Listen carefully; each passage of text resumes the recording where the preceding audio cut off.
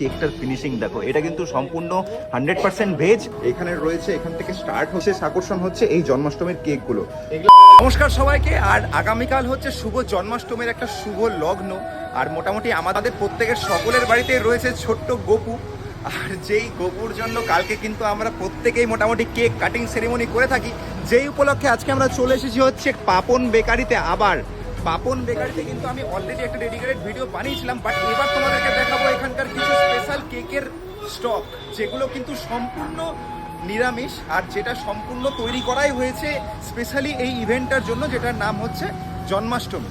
তো জন্মাষ্টমী উপলক্ষে কি কি কেক রয়েছে না রয়েছে এবার এখানে ভেতরে ঢুকে তোমাদেরকে দেখাবো। একবার জাস্ট দেখতে গেলে চোখ ধাঁধিয়ে যাবে, মানে আমি এত সুন্দর সুন্দর কেক লিটারেলি আমি দেখিনি। এখানে রয়েছে, এখান থেকে স্টার্ট হচ্ছে, আর এই সাইডে মোটামুটি প্রচুর কেক রয়েছে এখানে। আর আরও কিছু ভেতরে রয়েছে, আমি ভেতরে